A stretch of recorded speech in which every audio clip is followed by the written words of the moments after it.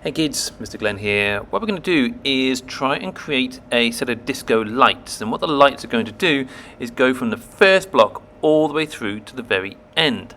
Now, I've got a simple beginner for you so that you can understand this in the world, and we're going to use observers. So the observer is going to go from 1 to 4 all the way through, so 1, 2, 3, 4, and then the lights will come on and off.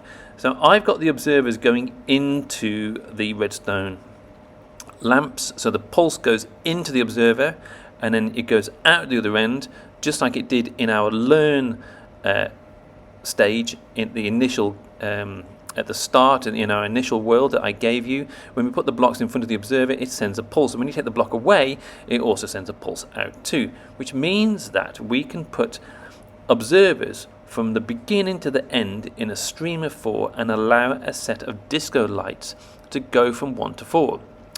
What you've got to understand and try and work out and have a go yourself is how we can use just observers where the signal comes into the front and out of the back, where all the observers are stuck together in order to make a set of lights.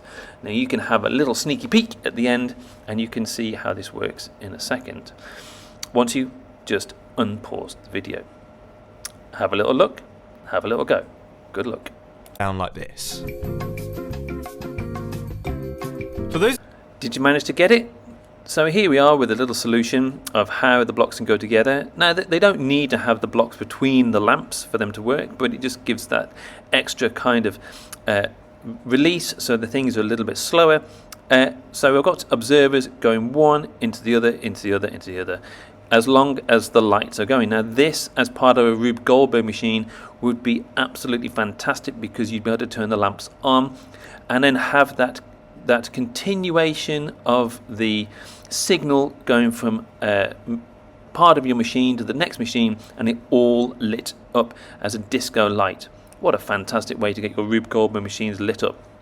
If you have a look closely, you can see that the arrows on the tops of the observers are going from going to the front to the back, and then I've turned them so that they actually point into the lights. Press the button and they have a little disco light like this. Now you can use a lever if you want. I've got a lever in mine. You can change it into a button. It's entirely up to you. Hope it works.